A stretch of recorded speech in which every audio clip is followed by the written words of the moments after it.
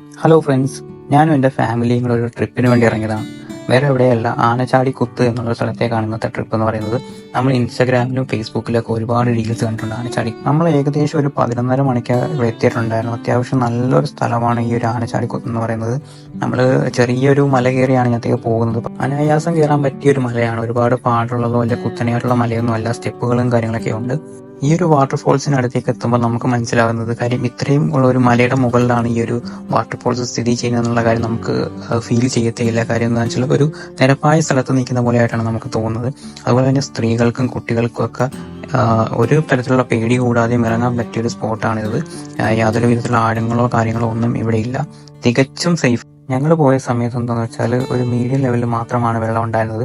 ഒരു ജൂൺ മാസം അല്ലെങ്കിൽ മഴ തുടങ്ങിയിട്ടാണ് പോകുന്നതെങ്കിൽ ഇവിടെ ജലസമൃദ്ധമായിരിക്കും. നല്ലതുപോലെ എൻജോയ് ചെയ്യാൻ പറ്റും. എന്താണെങ്കിലും നമ്മൾ ഒന്നും കൂടെ ഇവിടത്തേക്ക് വേറൊരു ട്രിപ്പ് പ്ലാൻ ചെയ്തിട്ടുണ്ട്. അതൊരു മഴ തുടങ്ങിയതിന് ശേഷമായിരിക്കും വരിക. ഈ ഒരു വാട്ടർഫോൾസിന് ചുറ്റും നല്ല നല്ല മരങ്ങളാണ്. അതുകൊണ്ട് തന്നെ വെള്ളത്തിൽ ഇറങ്ങാത്ത ആളുകൾക്ക് അവിടെ സുഖമായിട്ട് അതിൻ്റെ താഴത്ത് വിശ്രമിക്കുവാനൊക്കെ സ്ഥലങ്ങളുണ്ട്. ഞങ്ങൾക്കൊരു ബുദ്ധിമുട്ടായിട്ട് തോന്നിയത് നമ്മൾ വെള്ളത്തിൽ ഇറങ്ങി തിരിച്ചു കയറുമ്പോൾ സ്ത്രീകൾക്ക് വസ്ത്രം മാറാനുള്ള സ്ഥലങ്ങളോ ഒന്നും ഇവിടെ ഓപ്പൺ അല്ലായിരുന്നു. കാര്യം ഇത് ഓഫ് സീസൺ ആയതുകൊണ്ട് തന്നെ ഇവിടെ കടകളും ഒക്കെ അവധിയായിരുന്നു. അതുകൊണ്ട് തന്നെ നമുക്കത് നല്ലൊരു ബുദ്ധിമുട്ടായിട്ട് തോന്നി. അങ്ങനെ നമ്മുടെ ഇവിടെ എക്സ്പ്ലോർ ചെയ്തതിന് ശേഷം നമ്മൾ തിരിച്ച് താഴത്ത് കാർ പാർക്കിംഗ് എത്തിയിട്ടുണ്ടായിരുന്നു. അപ്പോൾ നമ്മൾ ഫുഡും കാര്യങ്ങളൊക്കെ ഉച്ചക്കത്തേക്കുള്ളത് കൊണ്ടുവന്നിട്ടുണ്ടായിരുന്നു.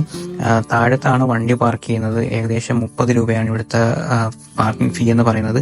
മുകളിലേക്കും വണ്ടി കൊണ്ടുപോകാൻ പറ്റും, പക്ഷെ അത് കുറച്ച് റിസ്ക് ആയതുകൊണ്ടാണ് നമ്മൾ താഴത്തേക്ക് ഇട്ടത്. താഴത്തുനിന്ന് മുകളിലേക്ക് അധികം ദൂരമൊന്നുമില്ല. അപ്പോൾ നമ്മൾ അടുത്തൊരു വീഡിയോ ആയിട്ട് ഉടൻ തന്നെ വരുന്നതാണ്. അതുവരെ ബൈ ബൈ.